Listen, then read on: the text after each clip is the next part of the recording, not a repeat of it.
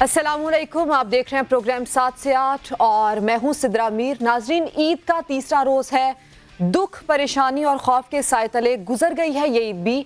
वैसे तो ईद खुशी का, अपनों से मिलने का दिन है। लोग अपने प्यारों से मिलने घरों को जाते हैं, दूर दराज से आए शहरी वापसी का सफ़र बांधते हैं। लेकिन कुछ बदकिस्मत ऐसे भी थे जिनके लिए यह सफ़र आखिरी साबित हुआ। अपनों से मिलने की चाह आखिरी और नामुकम्मल ख्वाहिश रह गई। लेकिन अल्लाह रब्बुल इज़्ज़त के करम से मैं भी उसी सानहे में मौजूद होती, लेकिन मैं महफूज रही। मुझे भी उसी फ़्लाइट से वापस कराची आना था, लेकिन फैमिली के इसरार पर कुछ दिन और रुक गई और आज मैं आपके सामने बैठी हूँ। नाज़रीन, इस वक्त अवाम के जहन पर दो चीज़ों की वजह से खौफ छाया हुआ है। एक तो कोरोना, दूसरा PIA। दोनों ही जान के दुश्मन समझे जाते हैं। एक जानिब कोरोना का सफ़र एक शहर से दूसरे शहर तेज़ी से जारी है, तो दूसरी जानिब शहरियों के लिए पाकिस्तान में सफ़र करना वाकई सफ़र करना बन चुका है। लेकिन ये वाला सफ़र अंग्रेज़ी वाला है। अब चाहे वो प्लेन से हो, ट्रेन से हो या किसी भी तरीके से हो, ऐसे में मुसीबतों, आफतों, हादसों से निमटते हुए लोग अब सोच रहे हैं कि उन्हें घर में बैठना है या नहीं, क्योंकि अभी तक सब ये समझने से कासिर हैं कि मुल्क में लॉकडाउन नाम की कोई चीज़ है या नहीं है। लेकिन ये कैसी अजीब बात है ना कि जब मरीज एक था पूरा मुल्क बंद था, और अब तादाद चूंकि 60,000 को छू रही है तो पूरा मुल्क इस वक्त खुला है। विफाक पर सूबों और सूबों पर विफाक का प्रेशर है, और ऐसे में ये अवाम ने खुद फैसला किया है कि बस अब बहुत हो गया। इस कोरोना तो अब हम खुद देख लेंगे, खुद बाहर निकलेंगे, इससे लड़ेंगे और चुन चुन कर मारेंगे। बाजारों में जाकर, मार्केट्स में घूमकर, और निहत्ते अकेले नहीं जाएंगे बल्कि यारों दोस्तों के ग्रुप के हमरा जाएंगे और ग्रुप्स बनाकर कोरोना का मुकाबला करेंगे। बस फिर ऐसे में यही कहना काफ़ी होगा कि अब कोरोना की खैर नहीं है, क्योंकि अब हमने डरना नहीं, हमने वाकई लड़ना है। तो चलिए अब ज़रा पड़ोस का रुख करते हैं, जहां डर और बुज़दिली की एक और के बाद एक और कारस्तानी सामने आ रही है। और क्या अब आपको ऐसे में ये पता है कि भारत के डर का कौमी अलामती निशान क्या है? तो वो निशान है कबूतर। क्योंकि अब भारत सिर्फ बातें करने लायक रह चुका है, और सिर्फ बातें सुन ले भारत की, क्योंकि भारत इसके अलावा और कुछ नहीं कर सकता। लद्दाख में चीन से पिटाई, भारतीय मीडिया की फिर भी पाकिस्तान की हर तरह से बुराई, पाकिस्तान के खिलाफ जहर उगलने वाले मीडिया चैनल्स, और नरेंद्र मोदी चीन के सामने भीगी बिल्ली बन गए हैं। और इस सारे मामले पर हम प्रोग्राम में बात करेंगे। प्रोग्राम के आखिर में हम बात करेंगे एर्तुगरुल की, जिसने ना सिर्फ रेटिंग और व्यूअरशिप के रिकॉर्ड्स तोड़े हैं बल्कि वहीं कुछ दिल भी तोड़ दिए हैं। नाज़रीन, प्रोग्राम का आगाज करते हैं। नरेंद्र मोदी की हंडिया बीच चौराहे पर फूट गई है। अपने कद से बड़े दुश्मन पालने का शौक भारतीय फौज और हुकूमत दोनों को ही भारी पड़ गया। लद्दाख की सरहद पर चीनी फौज के हाथों भारतीय फौजियों की पिटाई ने नरेंद्र मोदी की नींद हराम कर दी है। चीनी फौज ने भारतीय फौजी दस्ते की सिर्फ पिटाई ही नहीं की बल्कि इस पर इक्तफा नहीं किया, गिरफ्तार भी किया, असलहा जब्त कर लिया। बड़ी मिन्नतों, तरलों और फरियादों के बाद मोदी के इन बुज़दिल फौजियों को रिहाई मिली। लेकिन भारत के हिस्से में आई तारीखी रुसवाई। रिहा होने वाले फौजी अस्पतालों में अपने जख्मों की टकोर करवा रहे हैं, और दूसरी जानिब सिर्फ मोदी ही नहीं, भारतीय आर्मी चीफ मरकट नरवा ने भारतीय मीडिया की चीन के लिए आगे जो इल्तिजा की है वो इस तरह से है कि पहले तो अपने फौजियों की गिरफ्तारी की इंतहा की ढिठाई के साथ साथ तरदीद करते रहे, और फिर जब हकीकत ना छुप सकी तो एक बार फिर पाकिस्तान के खिलाफ जहर उगलने लगे। इसीलिए कहते हैं कि आधा सच पूरे झूठ से ज्यादा खतरनाक होता है। चीन के बजाय भारतीय मीडिया ने army chief general Qamar Javed Bajwa के खिलाफ झूठी खबरों का तूफान खड़ा कर दिया है, मगर इस बुज़दिलाना रवैये पर खुद भारत के अंदर ही तनकीद का तूफान खड़ा हो गया है। राष्ट्रीय जनता दल के लीडर शिव आनंद भारतीय हुकूमत पर खूब गरजे, कहा पाकिस्तान को धमकियां देने वाले मोदी जी ने लद्दाख के मामले पर चीन के खिलाफ एक बयान तक ना दिया। आर्मी चीफ कुछ नहीं कह रहे। रिटायर्ड भारतीय जनरल बख्शी ने भी अपनी क़यादत को आईना दिखा दिया। कहा 1965 में पाकिस्तानी टैंक दिल्ली तक घुस आए थे, और ये भी कहा कि नेहरू खानदान ने भी चीन के खिलाफ आज तक एक लफ्ज ना कहा। चीन के हाथों भारत की ये जिल्लत कोई नई बात नहीं है। सिर्फ इसी माह की बात करें तो 8 और 9 मई को भी दोनों ममालिक की अफवाज के दरमियान झड़प हुई थी, जिसमें चीनी फौज ने मुक्कों और आहनी सलाहों से भारतीय फौज की दुर्गत बनाई थी। और इस वक्त भी मिन्नतें तरले की जा रही हैं जान बख्शी के लिए। सिर्फ चीन ही नहीं, नेपाल के साथ भी भारत का काला पानी का सरहदी तनाज़ा बढ़ता जा रहा है, और भारत बैक वक्त 4 अस्करी महाजों पर जलीलो रुस्वा हो रहा है। مقبوضہ کشمیر میں کشمیریوں کا قتل عام، LOC اور ورکنگ باؤنڈری پر آئے روز سیز فائر کی خلاف ورزی اور سرحدی جارحیت، نیپال کے ساتھ جھگڑا اور لداخ میں چین کے ہاتھوں درگت۔ سمجھ سے باہر ہے کہ یہ کیسا ملک ہے جس سے اس کا اپنا کوئی بھی پڑوسی خوش نہیں۔ بھارتی حکومت نے اب ایک نیا شوشہ چھوڑا ہے کہ انہوں نے پاکستانی جاسوس کبوتر پکڑ لیا ہے جی، اور یہ پہلی نہیں بار ایسا ہوا کہ اس سے پہلے بھی ایسے بے شمار واقعات پیش آئے ہیں۔ 2015 اور 17 میں بھی بھارت ایسے ہی کئی جاسوس پاکستانی کبوتروں کی گرفتاری کے مضحکہ خیز دعوے کر کے اپنی جگ ہسائی کر چکا ہے۔ اور صرف بات اتنی سی نہیں ہے بلکہ اس کبوتر کو حراست کے بعد اس سے انویسٹیگیشن بھی کی جا رہی ہے۔ پورے خطے میں اس وقت بھارت، مودی سرکار مستقبل کے لیے بد امنی کا ایک نشانہ بن چکی ہے۔ اس پر تفصیلی بات کرتے ہیں۔ تو ڈر اور خوف کا یہ عالم ہے کہ کبھی غبارے سے ڈر گئے، کبھی کبوتر سے ڈر گئے، اور رہی سہی کسر چین نے پوری کر دی۔ پروگرام میں اسی پر بات کرنے کے لیے ہمارے ساتھ موجود ہیں بریگیڈیئر ریٹائرڈ فاروق حمید صاحب، اور تجزیے کے لیے عدنان عادل صاحب بھی ہمارے ساتھ موجود ہیں۔ فاروق حمید صاحب، بھارت جو کہ کبوتر سے ڈرتا ہے، چین سے جس کی پٹائی ہوتی ہے، الزام جو پاکستان پر لگاتا ہے، یہ بھارت چاہتا کیا ہے؟ کیسی بوکھلاہٹ ہے؟ اور آئندہ آنے والے دنوں میں یقیناً ہم سنیں گے بھارت نے پاکستان کے خلاف یہ کر دیا، وہ کر دیا، فالس فلیگ آپریشن ہو گیا، سیز فائر کی خلاف ورزی کر دی اور سرجیکل سٹرائک کر دی، لیکن یہ بھارت کس عالم میں ہے؟ بسم اللہ الرحمن الرحیم، بہت شکریہ۔ دیکھیں، میرا خیال ہے جب تک پرائم منسٹر مودی وہاں پہ پرائم منسٹر ہیں اور جو انہوں نے حالات انڈیا کے انٹرنلی کرتی ہیں ہر طریقے سے، تو اس وقت انڈیا بالکل جو ہے ایک کنفیوز سٹیٹ میں نظر آ رہا ہے، پریشان ہے، بکھلا گیا ہے کہ ان کے ساتھ ہو کیا گیا ہے۔ اور وہ تو ہمارے کبوتر، جیسا آپ نے انٹرو میں کہا، وہ ہمارے کبوتر ماضی میں پکڑتے رہے ہیں، لیکن ہم نے ہمیشہ ان کے ایکچوئل ڈرون طیارے جو آئے ہیں پاکستان سرحد پار سے، ہم نے ان کو مار گرایا، جو ایک صحیح فوجی طریقہ ہے۔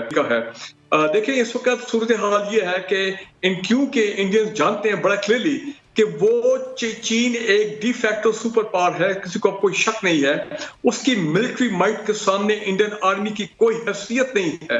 جو ابھی حال ہی میں ہم نے ویڈیوز دیکھی ہیں جس کا آپ نے بھی ذکر کیا، جنرل بخشی کے ریمارک وغیرہ، کس طرح انڈین آرمی کے آفیسرز نے چائنیز آرمی کی PLA کے آفیسرز نے کیسے انڈین آرمی کے آفیسرز کو ہیومیلیٹ کیا ہے، ان کو ذلیل کیا ہے۔ پوری دنیا وہ ویڈیوز دیکھ رہی ہے، کیسے انڈین آرمی کے سولجرز کو انہوں نے ٹھڈے مار کے، دھکے مار کے انہوں نے زمین پہ گرایا ہے۔ یہ ایک قسم کا ایک ٹریلر ہے، انڈیکیٹر ہے from the Chinese people liberation army کہ 1962 میں جس طرح انہوں نے ذلیل کیا تھا، تھریش کیا تھا انڈینز کو، ایک جو مشہور سائنو انڈین کانفلکٹ 1962 کہ اس کی یادیں ابھی بھی تازہ ہیں۔ ابھی بھی انڈین آرمی لوگ یاد کرتے ہیں انڈیا میں کہ وہ ایک صحیح معنی میں ڈبیکل تھا of the Indian army at the hands of the Chinese PLA۔ حالانکہ اس وقت نہ چائنیز کا وہ سپر پاور اسٹیٹس تھا، نہ ان کی وہ ملٹری مائٹ تھی، نہ ان کا وہ ٹیکنالوجیکل ایج تھا۔ اب تو صورتحال ڈفرنٹ ہے، اور انڈینز کو معلوم ہے کہ اگر انہوں نے زیادہ چائنیز کو پرووک کیا، جو کہ انہوں نے چند ہفتے پہلے کیا، چند مہینوں سے کر رہے تھے کہ لداخ کے اس ایریا میں جو کہ ڈسپیوٹڈ ہے اور چائنیز اپنا ایسا ٹیریٹری مانتے ہیں، وہاں پر انہوں نے روڈ کی کنسٹرکشن کی، بریجز کی کنسٹرکشن کی، جس پہ چائنیز نے ریئیکٹ کیا اور بڑا اگریسولی ریئیکٹ کیا کہ دیکھیں انہوں نے ان کے فوجی جو ہیں ان کو پرزنر لیا، ان کو اپنا گرفتار کیا۔ اور پھر آپ یہ دیکھیں، یہ وہی انڈین آرمی ہے، یہ وہی فاشسٹ اور ایروگنٹ پرائم منسٹر مودی ہے کہ کیسے ان لوگوں نے محنت کر کے اپنے ان فوجیوں کو رہا کرائے چائنیز سے۔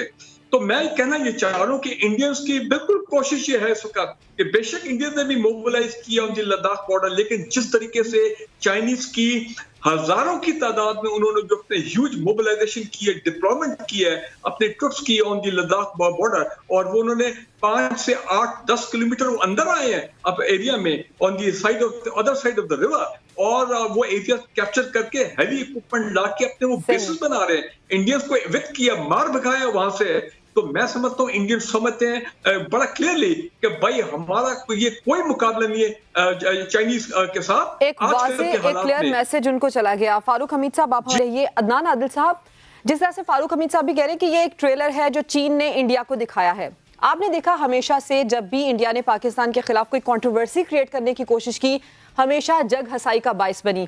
اب یہ چائنا کے ساتھ پنگا انڈیا کو آئندہ آنے والے دنوں میں کتنا خطرناک ثابت ہو سکتا ہے؟ انڈیا کو کیا نتائج اس کے دیکھنے پڑ سکتے ہیں؟ देखिए बहुत ख़तरनाक साबित हो सकता है, पूरे रीजन के लिए इसकी इम्प्लीकेशंस हैं, मुज़मरात हैं। ये वो इलाका है जो बहुत स्ट्रेटेजिक अहमियत का हामिल है। ये कराकुरम के जुनूब का इलाका है। ये दरियाए सिंध यहाँ पे मौजूद है, यहाँ पे शाही ओक दरिया एक है और छोटे छोटे दरिया हैं जो दरियाए सिंध के माविन दरिया हैं। चीन का मौक़िफ़ ये रहा है कि ये दरिया जो है नेचुरल बाउंड्री हैं इंडिया और चीन के दरमियान। उनके दरमियान जो सरहद है मुतनाज़ है, आर्जी है, लाइन ऑफ एक्चुअल कंट्रोल कहते हैं। इंडिया ने आहिस्ता आहिस्ता आगे बढ़कर अपनी वहाँ पे तामीरात की, जैसा कि हमारे साथी कह रहे हैं, और वहाँ पे अपनी सरगर्मियाँ बढ़ा ली। और जो इंडिया के जो सियासतदान हैं वो मुसलसल ये कह रहे हैं कि हम गिलगित बल्तिस्तान लेंगे, आज़ाद कश्मीर लेंगे, तो उनके इरादे जो हैं वो ख़तरनाक थे। उसकी इम्प्लीकेशंस चाइना के लिए भी हैं, क्योंकि वो वहाँ से दाखिल होकर सी पैक का रास्ता काट सकते हैं। वहाँ उनके दिफाई माहिरीन कह रहे हैं कि हम स्कर्दू पे कब्ज़ा कर सकते हैं। तो ये जो इलाका है यही वो इलाका है जहाँ से रास्ता जाता है गिलगित बल्तिस्तान को भी और सियाचिन को भी। अब चीन ने वहाँ पर पहले तो हल्की फुल्की झड़पें होती थी, लेकिन अब 80-85 किलोमीटर के इलाके में 5 जगहों पे झड़पें हुई हैं और वहाँ पे कई हज़ार फ़ौजी जो हैं चीन के उसमें शामिल रहे हैं। उसके पीछे भारी तोपखाना उनका आया है, वहाँ बंकर्स बनाए जा रहे हैं। तो मामला ये एक सीरियस है। अगर तो अमेरिका ने इंडिया को थपकी दी तो ये जंग बढ़ेगी, ये एस्कलेशन होगी, ये लड़ाई जो है इसमें शिद्दत आएगी। लेकिन अगर अमेरिका ने भारत का साथ नहीं दिया तो भारत के अंदर इतनी ताकत नहीं है, ना इतनी जुर्रत है, ना इतनी हिम्मत है कि वो लड़ाई को चीन के साथ बढ़ाए।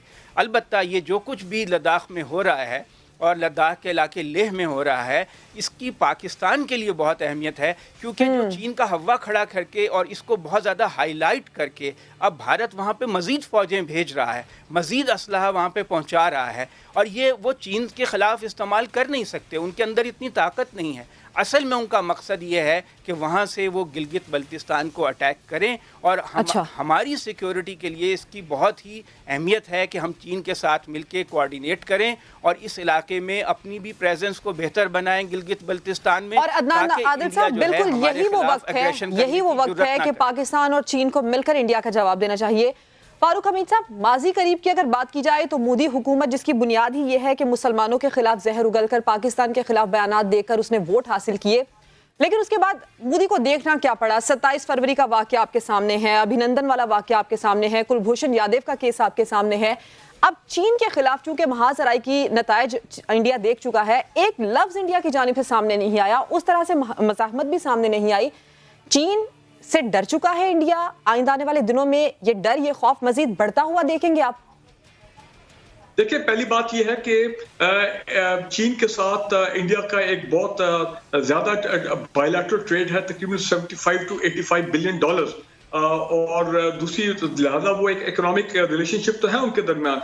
और दूसरा जारी बात है कि वो चीन की, मैंने जैसे पहले कहा, एक मिलिट्री माइट है जिसको इंडियन आर्मी जो है वो चैलेंज अब नहीं कर सकती। सवाल ही नहीं पैदा होता कि उनका मुकाबला ही कोई नहीं है। तो वो ज्यादा उनकी ह्यूमिलिएशन होगी, ज्यादा जिल्लत होगी अगर उन्होंने मजीद कोई रिएक्ट किया, या अगर इंडिया ने कोई कोशिश की चाइनीज के साथ को मामला को आगे कशीदगी को बढ़ाने के लिए। उनके इंटरेस्ट में ये है कि इस कशीदगी को कम किया जाए। और जैसे मेरे भाई ने कहा है कि बिल्कुल अगर अमेरिका थापी देगा इंडियंस को कि चाइनीज को जरा एंगेज करो, तो फिर हालात खराब हो सकते हैं। देखिए, इंपॉर्टेंट चीज ये है, बिल्कुल अगर सी पैक को किसी किस्म का खतरा होगा इंडियन की तरफ से, खासकर गिलगित बल्तिस्तान का इलाका ये जो है जहां से सी पैक के जो है पाकिस्तान में फिर शुरू होता है, तो चाइनीज बिल्कुल इसको बर्दाश्त नहीं करेंगे। उनका ये एक ग्लोबल इनिशिएटिव है, वन बेल्ट वन रोड और सी पैक उनके बड़े स्ट्रेटेजिक मफादात हैं, और वो कभी नहीं चाहेंगे कि इंडियन जो है यहाँ पे कोई बदमाशी करें या मस्ती करें। Chinese will be very aggressive, और वो इसको उनकी जीरो टॉलरेंस है सी पैक के हवाले से। और जाहिर बात है पाकिस्तान जो है वो भी, क्योंकि चीन का इत्तेहादी है, हमारा स्ट्रेटेजिक इकोनॉमिक पार्टनर है, सी पैक का पे भी पाकिस्तान बिल्कुल कोई किस्म का कॉम्प्रोमाइज और या खतरा जो है वो नहीं होने देगा। तो एक तो ये हो गया। दूसरा जाहिर बात है जिस आजाद कश्मीर पे उनके जारहाना राइम है, वो भी मैं ये समझता हूं कि चाइनीज ने एक बड़ा क्लियर मैसेज दिया इंडियंस को कि जनाब आप बाद आ जाएं, अगर आपने कोई मिस एडवेंचर किया तो फिर चाइनीज अपनी मिलिट्री माइट के साथ आएंगे और वो आपको एंगेज करेंगे। दूसरा, एक अच्छा मैसेज जा रहा है हमारे इंडियन ऑक्युपाइड कश्मीर में जो हमारे फ्रीडम फाइटर्स, हमारे भाई हैं। आप देखें, اب جب پچھلے چند ہفتوں سے ہم دیکھ رہے ہیں کہ لاک ڈاؤن ہو یا نہ ہو, that doesn't matter any more. اب ان فریڈم فائٹرز نے انڈین آرمی پہ حملے تیز کر دیے ہیں اور انڈین آکوپائڈ کشمیر سے body bags on a daily basis اور regularly are going to New Delhi. تو انڈین بڑے پریشان ہیں کہ یہ ہو کیا گیا. ادھر لداخ ہے, ادھر انڈین آکوپائڈ کشمیر میں ان کی 9 لاکھ فوج پہ حملے ہو رہے ہیں. ادھر لائن آف کنٹرول پہ اگر وہ کرتے ہیں وائلیشن تو پاکستان بڑا اسٹرانگلی ریئیکٹ کرتا ہے. ادھر نیپال کو آپ دیکھیں, نیپال نے کہہ دی تھی یہ بارڈر ڈسپیوٹ پہ ان کے سخت ٹینشن ہو گئے انڈیا کے ساتھ, بلکہ انہوں نے تو کہا ہے کہ یہ کورونا جو نیپال میں آیا یہ بھی انڈیا کی وجہ سے آیا ہے. افغان طالبان کی جو کامیابیاں ہوئی ہیں پولیٹیکل یہ امریکن کے ساتھ ایگریمنٹ کے بعد, اور جس طرح پولیٹیکل وہاں پہ وہ کرنے جا رہے ہیں کوآپریشن کا ان کا جو افغان گورنمنٹ کے ساتھ ہے, ان کی بڑی اسٹرانگ پوزیشن ہو رہی ہے. افغان طالبان نے بھی انڈینز کو ایک میسج دے دیا ہے کہ آپ جناب بال آ جائیں, جو آپ کی ایک مالی میں جو آپ کرتے رہے ہیں, کھیل کھیلتے رہے افغانستان میں وغیرہ, اس لحاظ سے ان کو وارن کیا گیا. تو انڈیا ماضی میں جو جھوٹ بولتا رہا ہے مودی, چاہے وہ سیز فائر کی خلاف ورزی کے دوران ہو, شہریوں کو شہید کرنا ہو, یا پھر پاکستان کے خلاف ہرزہ سرائی ہو, وہ بھی اب مزید کام نہیں آئے گی. عدنان عادل صاحب, اب جس طرح سے ہم نے یہ دیکھا کہ ہمیشہ سے ہی مودی کا یہی وتیرہ رہا ہے, جھوٹ بولنا, سیاسی چلنا, لیکن اب چونکہ اپنے ہی ملک میں جو سیاستدان ہیں وہ مودی کے خلاف بول رہے ہیں, سابق آرمی چیف مودی کے خلاف بول رہے ہیں, اپوزیشن کا سامنا مودی کو ہے, اس سیاسی پستی سے نکلنے کے لیے مودی اب پھر سے کیا سیاسی چال چلے گا؟ دیکھیے, سب سے ایک تو اہم بات یہ ہے کہ وہاں کی اکانومی کا بھٹا بیٹھ گیا ہے. مودی سے سب سے توقعات یہ تھی کہ بہت تیز اکنامک ڈیولپمنٹ کرے گا, وہ ہو نہیں سکا اس کی پالیسیز کی وجہ سے اور پھر یہ کورونا کی وجہ سے. تو اب آپ نے دیکھا کہ آج ہی خبر آئی ہے کہ بابری مسجد کی جگہ رام مندر کی تعمیر شروع کی جا رہی ہے. تو ایک تو وہ سٹنٹ یہ ہے کہ لوگوں کو جو کلچرل ایشوز ہیں, کلچرل آئیڈینٹی کے ایشوز ہیں, مذہبی تشخص کے ایشوز ہیں, اور ہندوتوا کی جو جنون ہے اس کو ابھارا جائے اور اس طرف اس کا رخ موڑا جائے. تو اب یہ جو رام مندر کی تعمیر ہے اس کی طرف لوگوں کو لگایا جا رہا ہے. دوسری طرف یہ ہے کہ چائنا کے ساتھ ان کی جو جھڑپیں ہوئی ہیں اس میں کوئی مرا تو نہیں ہے, تھوڑے بہت لوگ زخمی ہوئے ہیں, اس کو بہت زیادہ ہائپ دی جا رہی ہے. اور اسی طرح کبوتر یہ پاکستان سے یہ سارا پاکھنڈ پھیلایا جاتا ہے, اس کا مقصد یہ ہوتا ہے کہ اپنے لوگوں کو پاکستان کے خلاف ان کے جذبات کو ابھارتے رہو, تاکہ پاکستان کے خلاف نفرت پیدا ہوتی رہے, پھیلتی رہے. اسی پہ مودی کی جو ہے وہ سیاست اس کا دار و مدار ہے. لیکن اس کی پوزیشن اتنی خراب ہے کہ اب وہ کوئی اس میں ہمیں وہ نہیں کرنا چاہیے, اس پہ ٹرسٹ نہیں کرنا چاہیے. وہ کسی وقت بھی کوئی بڑا ایڈونچر کر سکتا ہے آزاد کشمیر میں یا گلگت بلتستان میں. میرا خیال ہے کہ جو انہوں نے اسٹریٹجک یہاں پہ بیلنس تھا اور جو سٹیٹس کو تھا اور جو سکون تھا اس کو ڈسٹرب کیا اگست کے اقدام سے, کہ کشمیر کی مقبوضہ کشمیر کی اور ریاست کی جو خصوصی آئینی حیثیت تھی وہ بدل دی. اور لداخ بھی اس میں کنٹروورشل تھا کیونکہ وہ ریاست جموں کشمیر کا ایک حصہ ہے. تو اس سے چائنیز میں بھی تشویش پیدا ہوئی اور پاکستان میں بھی. تو اس وقت جو ریجن کے حالات ہیں وہ بہت نازک ہیں, اور ہمیں کوئی اس بات پہ بھروسہ نہیں کرنا چاہیے, اور ہمیں اس بات کے لیے تیار رہنا چاہیے کہ کسی وقت بھی وہ گلگت بلتستان یا آزاد کشمیر میں کوئی ایڈونچر کر سکتے ہیں. اور میں سمجھتا ہوں کہ یہ جو چائنیز نے ایک میسج دیا ہے ان کی مرمت کر کے ہلکی پھلکی, کوئی بہت بڑی ابھی لڑائی نہیں ہوئی ہے, انہوں نے صرف ہلکی پھلکی ان کی مرمت. لیکن عدنان صاحب, آپ کا خدشہ یہ ہے کہ آنے والے دنوں میں کوئی مس ایڈونچر ہو سکتا ہے. لیکن فاروق حمید صاحب, نیپال, لداخ, مقبوضہ کشمیر, ایک جانب پاکستان, چاروں محاذوں پر اس وقت انڈیا کو پسپائی کا سامنا ہے. یہ ہمیں بتائیے گا کہ کیا انڈیا, مودی سرکار اس وقت اس کنڈیشن میں ہے, اس سچویشن میں ہے کہ کوئی ایڈونچر ایکسپیرینس کر سکتی ہے, کسی ایڈونچر کی صورت میں سامنے آ سکتی ہے؟ اس وقت انڈیا کی سوچ آپ کیا دیکھ رہے ہیں, کس جانب جا سکتی ہے؟ دیکھیں, اس میں تو کوئی شک نہیں ہے کہ پرائم منسٹر مودی نے جو اکانومی کے حالات وہاں پہ کریٹ کر دیے, اور جو ایک انڈیا کے اندر ایک سول وار ٹائپ حالات پیدا ہو گئے ہیں جب سے آرٹیکل 370 آیا اور جو ان کا سٹیزن امینڈمنٹ بل آیا ہے, جو ڈسکریمنیشن ہو رہی ہے وہاں پہ مسلمانوں کے خلاف آن دا بیسس آف ریلیجن اور باقی منورٹیز, تو انڈیا میں ایک ٹرموائل تو انٹرنل چل رہا ہے, اس میں کوئی شک نہیں ہے. اب کشمیر میں, انڈین آکوپائڈ کشمیر میں بھی ان کو مار پڑنی شروع ہو گئی ہے. میرا نہیں خیال ہے کہ وہ ان حالات میں, جب چائنیز ان کے سر پہ کھڑے ہو گئے ہیں, اتنی ہیوی موبلائزیشن چائنیز نے کر دی ہے کہ وہ ان حالات میں وہ گلگت بلتستان میں کوئی مس ایڈونچر کریں گے, کہ ان کو معلوم ہے, جس سے میں نے پہلے کہا کہ گلگت بلتستان کا مطلب ہے سی پیک. اگر سی پیک کو ذرا انہوں نے چھیڑا یا اس طرف انہوں نے اپنی نظریں اٹھائیں تو Chinese will come down very hard on the Indians. اس میں تو مجھے کوئی شک نہیں ہے. تو میرا نہیں خیال ہے کہ وہ دیکھیں اگر چائنیز بالکل اس کا الگ تھک بیٹھے ہوتے تو پھر آپ کہہ سکتے تھے کہ شاید وہ ایک دم کوئی شرارت کر دیں گلگت بلتستان یا آزاد کشمیر کی طرف سے. میں سمجھتا ہوں کہ وہ اگر یہ کریں گے اور وہاں پہ چائنیز اور ان کا کوئی واقعی کلیشز سیریسلی شروع ہو جاتے ہیں تو کانفلکٹ شروع ہو جاتا ہے جس طرح 1962 میں ہوا.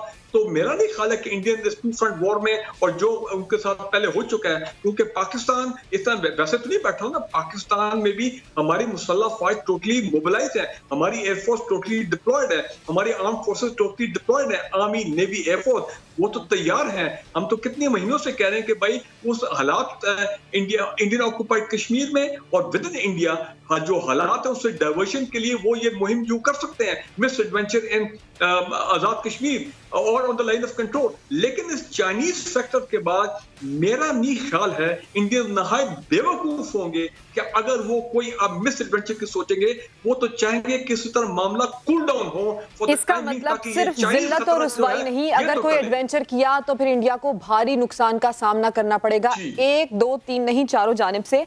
بریگیڈیئر ریٹائرڈ فاروق حمید صاحب اور عدنان عادل صاحب, آپ دونوں اس اہم معاملے پر گفتگو کر رہے تھے. آپ دونوں کا شکریہ. پروگرام میں آگے اور بات کرتے ہیں طیارہ حادثے کی.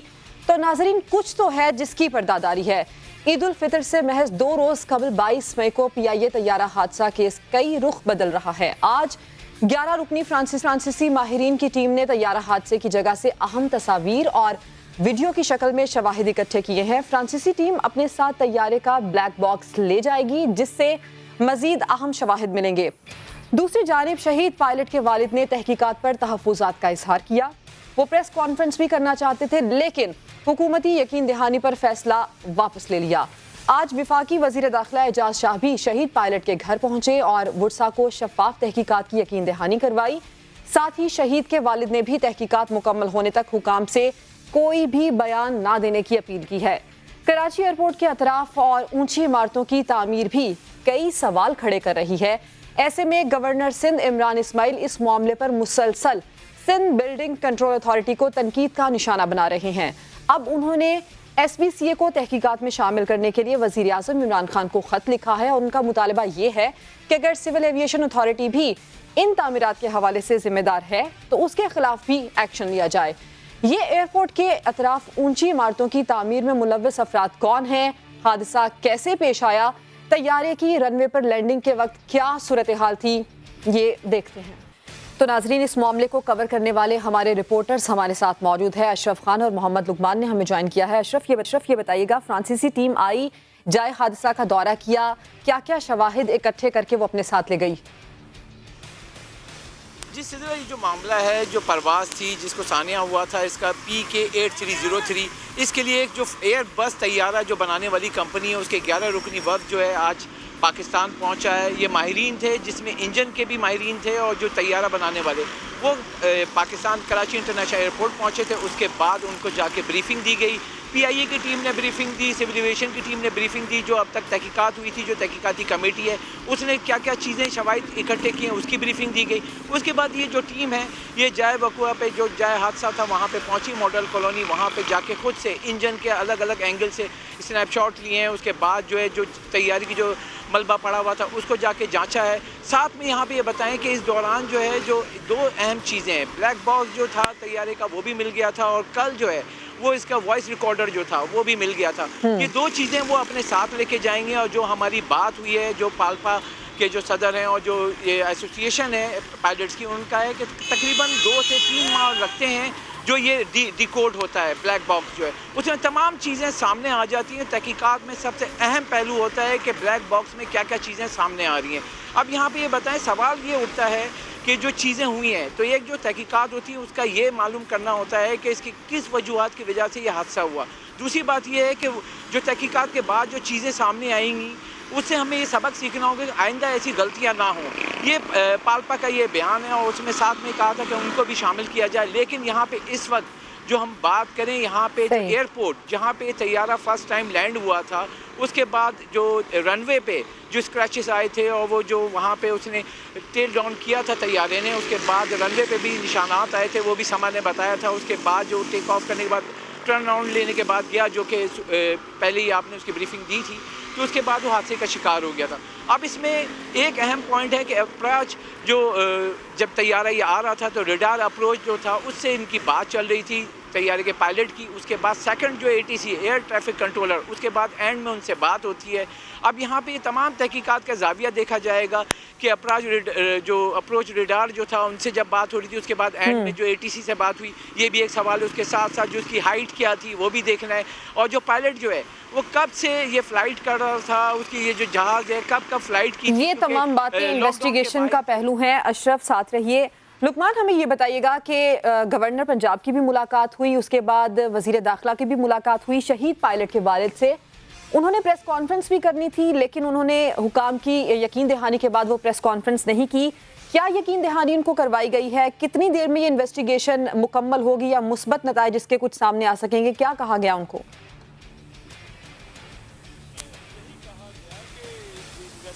ہوگی اور یقیناً جو اس کا ملوث ہے یا جس کی غلطی تھی اس کو رسپانسبل قرار دیا جائے گا. لیکن ابھی بھی جو ان کے پیرنٹس ہیں، والد جو ہیں، وہ اس پہ مطمئن نظر نہیں آتے. ظاہر تو انہوں نے کہہ دیا ٹھیک ہے، لیکن جو ہسٹوریکلی اگر آپ دیکھیں تو پاکستان میں تقریباً 1 درجن کے قریب جو پیسنجر پلین کے ایکسیڈنٹ ہوئے 1965 آنورڈ. اور اگر سب سے بڑی لقمان کی آواز ہم تک ٹھیک سے نہیں آ پا رہی ہے. اشرف خان نے ہمیں یہ بتایا ہے کہ اس معاملے پر انویسٹیگیشن کن کن پہلوؤں سے کی جا رہی ہے. اہم پیش رفت اس میں یہ ہے کہ فرانسیسی ٹیم نے جائے حادثہ سے اپنے شواہد اکٹھے کر لیے ہیں، بلیک باکس بھی اپنے ساتھ لے جائے گی اور آئندہ آنے والے دنوں میں اس حادثے سے متعلق جو انویسٹیگیٹو معلومات ہے وہ ہمارے سامنے آ پائے گی. اور اسی سانحے میں شہید پائلٹ کے والد جنہوں نے تحقیقات پر خاصے تحفظات کا اظہار کیا، ان کی جانب سے یہ بھی کہا گیا کہ کسی قسم کے بیانات ان کے بیٹے سے متعلق نہ دیے جائیں until unless جب تک یہ تحقیقات مکمل نہیں ہو پاتی ہیں.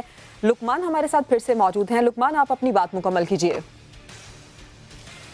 جی بالکل، جب یہ گورنر گئے تو انہوں نے یقین دہانی کرائی کہ جناب جو بھی کسی قسم کی انویسٹیگیشن ہوگی وہ انصاف کے ساتھ ہوگی اور جو لوگ ملوث ہیں انہی کو کہا جائے گا. جو جس کی غلطی ہوگی وہی سامنے آئے گی. تو اس پر جو پریس کانفرنس ہونی تھی 6 بجے کل، جس میں پالپا والے بھی ہونے تھے اور ان کے پیرنٹس بھی ہونے تھے، وہ ملتوی کر دی گئی. لیکن جو ابھی بھی جو تحفظات ہیں وہ کچھ حد تک صحیح بھی ہیں کہ پاکستان کی ہسٹری میں جتنے ڈیزاسٹر ہوئے ہیں ایئر کرافٹ کے 1965 جب ایجپٹ میں پاکستان PIA کا افتتاحی جو فلائٹ تھی وہ گری تھی، اس سے لے کے اب تک، اور خاص طور پہ جو ایئر بلو کا واقعہ ہوا اس سب میں اکثر میں جو پائلٹ کو ہی جو اس کا ذمہ دار قرار دیا گیا ہے. اور خاص طور پہ ایک بڑی عجیب بات ہے کہ جو ایئر بلو میں جو تھے پرویز اقبال چودھری، جن کا پاس تقریباً 25,000 جو فلائنگ آور تھے، ان کو بھی آخرکار قرار دیا گیا کہ ان کی وجہ سے یہ سارا ہوا. اسی پر اس کے جو والد ہیں، جو سجاد گل کے والد ہیں، وہ پریشان ہیں کہ جو ہسٹوریکلی جو ہوتا رہا ہے وہی اب نہ ہو، کیونکہ PIA آہستہ آہستہ جو انفارمیشن میڈیا کو ریلیز کر رہی ہے وہ ایک خاص طرف کی طرف چیزیں جا رہی ہیں جس سے ان کو ڈر ہے. وہ ڈر یہی ہے کہ جو سابقہ ہسٹری کے مطابق اس دفعہ بھی ایک پائلٹ کو اس کا ذمہ دار قرار دیا جائے گا، جو کہ وہ نہیں چاہتے. اسی طرح جیسے اشرف خان نے بتایا کہ پالپا بھی چاہتی ہے اس میں حصہ بننا، اسی طرح جو international federation of airline pilot association IFALPA نے بھی ایک ریکویسٹ بھیجی ہے پاکستان کو کہ جی وہ اس کو اس میں شامل کیا جائے تاکہ جو بھی تحقیقات ہوں وہ صحیح ہوں، جو بھی تحقیقات ہوں وہ صحیح ہوں، اس کے لیے کوشش کی جا رہی ہے. لقمان اور اشرف آپ ہمارے ساتھ موجود تھے، دونوں نے اس معاملہ کیا، آپ دونوں کا بہت شکریہ. ناظرین، پروگرام کا اگلا ٹاپک بڑا ہی انٹرسٹنگ ہے لیکن ہمیں یہاں پر ایک بریک شامل کرنی ہے. بریک کے بعد واپس آتے ہیں، ہمارے ساتھ رہیے.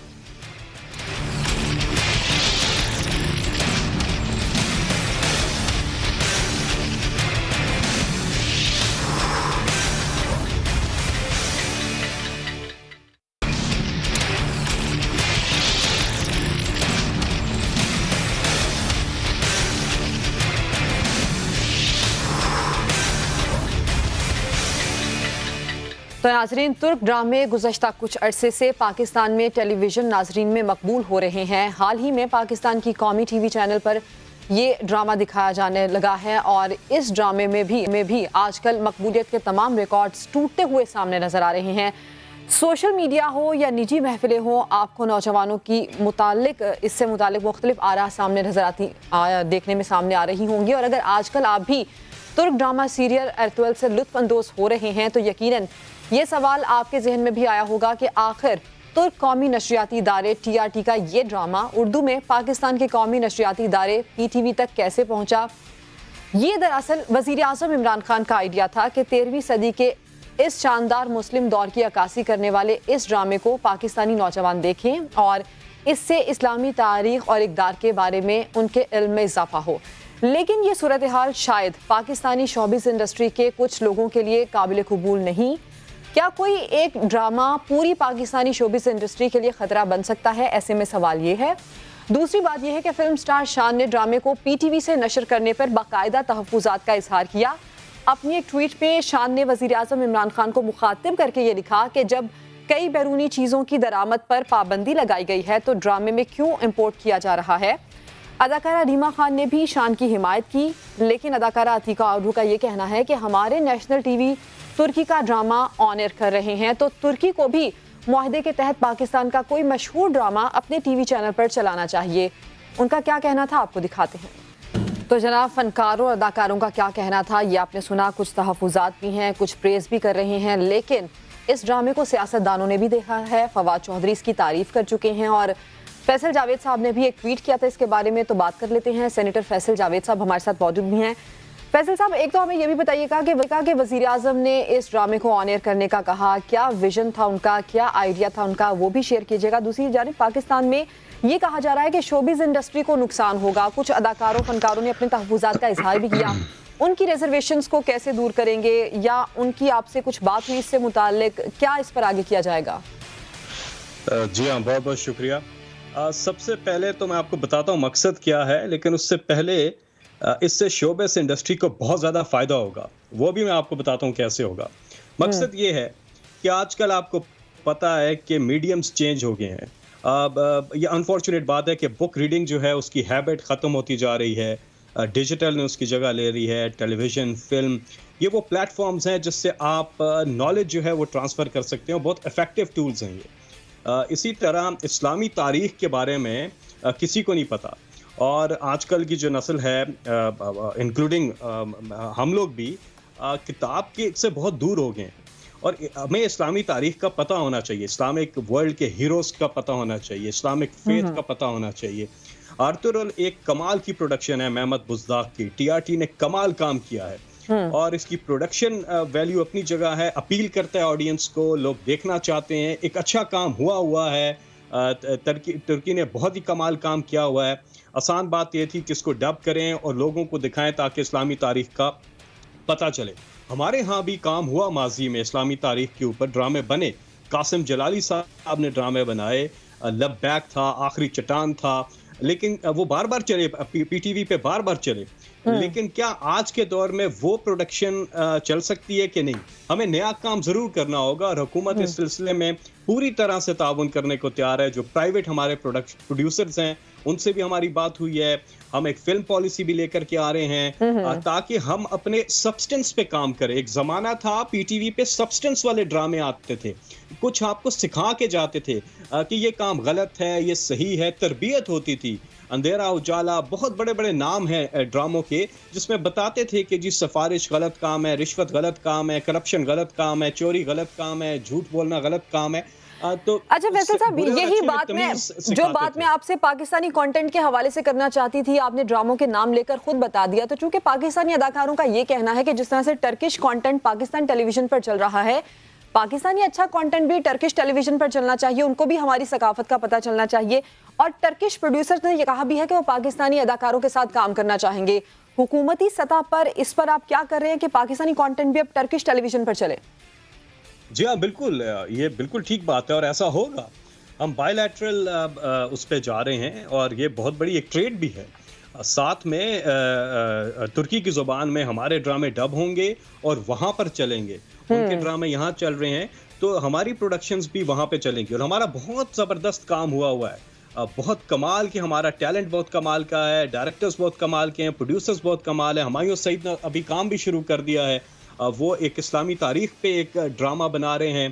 خلیل الرحمان قمر صاحب اس کو لکھ رہے ہیں اور ہمایوں سعید جو ہیں اس کو پروڈیوس کریں گے. تو بہت اچھے کام ہو بھی رہے ہیں. اور جب ہم ان کے ڈرامے جب یہاں چل رہے ہیں تو ہمارے ڈرامے بھی وہاں چلیں گے. آپ کو یاد ہوگا پچھلے دنوں ایک ٹیلی ویژن چینل تھا جو ترکی کا تھا، جس میں ہمارے ڈرامے چلتے تھے، ہمارے پروگرامز چلتے تھے. اب بات یہ ہے کہ ہمیں ان کی زبان میں ڈب کر کے ہمیں وہاں اپنا سافٹ ویئر ہم وہاں چلائیں اور ان کا سافٹ ویئر یہاں چل رہا ہے. لیکن یہاں میں آرٹسٹ کو ضرور کہوں گا کہ دیکھیں یہ پہلی بار نہیں ہے کہ ہمارے یہاں فورن کانٹینٹ چل رہا ہے. اس سے پہلے 2009 میں آپ کو یاد ہے کہ میں نے، اور ابھی آپ نے وہ عتیقہ اوڈو صاحبہ کو لائن پہ لیا ہوا تھا، ہم نے ایک کیمپین چلائی تھی، انڈین کانٹینٹ کے خلاف کیمپین چلائی تھی. ہمارے ہاں یہ ریڈیو پہ انڈین گانے بجتے رہے، ہمارے ہاں سینماؤں میں فلمیں چلتی رہیں، ٹیلی ویژن پر فلمیں چلتی رہیں، کسی نے اعتراض نہیں کیا.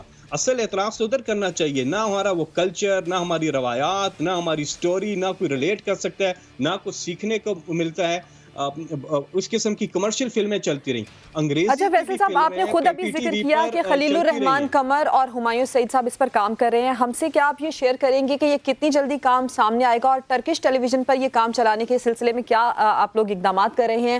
دوسری بات، کانٹینٹ کے لحاظ سے ہمیں یہ بھی بتائیے گا کہ کیسا کانٹینٹ ہوگا، چونکہ پہلی بار وہاں پر ٹرکش ٹیلی ویژن پر آن ایئر ہوگا، تو اس حوالے سے کیا کام کیا جا رہا ہے؟ کوالٹی کے اوپر کتنا کام کیا جا رہا ہے؟ دیکھیں کوالٹی بہت ہی، جو سب سے اولین چیز ہے وہ کوالٹی. اب دنیا بہت آگے نکل چکی ہے. پروڈکشن جو ہے ہمارے ڈرامے، ویسے بائی دا وے ہماری پروڈکشن بہت اچھی ہے. اس اسکیل کا ڈرامہ بنانا آسان بات نہیں ہے. یہ محمد بزداق نے ایک کمال کام کیا ہے. اس نے تو ہالی ووڈ کے یہ سٹینڈرڈ کو میٹ کر رہی ہے. اس کی پروڈکشن، اس کی کریکٹرائزیشن بہت کمال کیا ہے، ساؤنڈ مکس بہت کمال کا ہے، اور باقی چیزیں اس کی کمال کی ہے. اور پھر جو سٹوری ٹیلنگ ہے وہ فینومینل ہے. تو ہمیں اس معیار کی پروڈکشن کرنی ہوگی، اور ہمارے پروڈیوسرز بہت ہی اچھے ہیں، بہت اچھا کام کر چکے ہیں، اور امید ہے کہ وہ بہت جلد اس پہ کام جو ہے وہ ختم کریں گے. اور گورنمنٹ کی طرف سے کسی قسم کا بھی کوئی تعاون کی ضرورت ہے تو گورنمنٹ کرنے کو تیار ہے. یاد رہے ہم نے اپنے اسلامی دنیا کے ہیروز کو اجاگر کرنا ہے، لوگوں کو دکھانا ہے، اسلامی تاریخ لوگوں کو دکھانی ہے، تاکہ اندر آپ کے جو ایک اسلامک فیتھ ہے وہ بیدار ہو. اور یہ جو ڈرامہ ہے اس کا بھی بڑا امپیکٹ ہے ہماری سوسائٹی پہ، اور یہی پہلے ماضی میں ہوتا تھا. ایک اور بات میں یہاں پہ کروں گا کہ ہم نے یہ بھی دیکھا کہ پی ٹی وی پر ہی ماضی میں انگلش فلمیں چلتی رہی ہیں. آپ کو یاد ہوگا، میں زیادہ پرانی بات نہیں کرتا ہوں، یہاں پر گیمز آف تھرونز جو ہے وہ یہی ایکٹرز ریکمینڈ کرتے تھے لوگوں کو کہ جب آپ گیمز آف تھرونز دیکھیں. تو انگریزی پر کوئی ان کے کانٹینٹ پر کبھی اعتراض نہیں کیا. ہندوستان کے کانٹینٹ پر کبھی ہم نے نہیں دیکھا کہ اس طرح سے کوئی کیمپین چلی ہو، اعتراض کیا ہو. لیکن یہاں آ کے جو ایک اسلامی دنیا کا کانٹینٹ، میرا خیال ہے اس کی پذیرائی ہونی چاہیے. اور بہت کم لوگ ہیں جو اس پہ اعتراض کر رہے ہیں، اور ان کے بھی کنسرنز جو ہیں، کچھ کنسرنز جو ہیں وہ ایڈریس ہو جائیں گے. یعنی کہ بڑی اچھی بات آپ نے کی فیصل جاوید صاحب کے کنسرنز پر بھی کام ہو رہا ہے، اور اداکاروں اور فنکاروں کو جس بات کا جواب تھا، جس سوال کا جواب ان کو چاہیے تھا کہ پاکستانی کانٹینٹ کہاں چلے گا، کب چلے گا، خاص کر ٹرکش ٹیلی ویژن پر، تو اس کا بھی آپ نے ہمیں جواب دیا کہ آئندہ آنے والے دنوں میں ہم دیکھیں گے. اس پر پاکستان میں کام ہو رہا ہے، خاص کر کوالٹی کو مد نظر رکھا جا رہا ہے. اچھا کانٹینٹ ہم ٹرکش ٹیلی ویژن پر دیکھیں گے جو پاکستان کی جانب سے آن ایئر ہوگا. فیصل جاوید صاحب، آپ نے گفتگو کی، آپ کا بہت شکریہ، آپ ہمارے ساتھ تھے. اسی کے ساتھ پروگرام کا وقت اپنے اختتام کو پہنچا. کل آپ سے ملاقات ہوگی پھر. شو پر اپنا فیڈ بیک دینا مت بھولیے گا.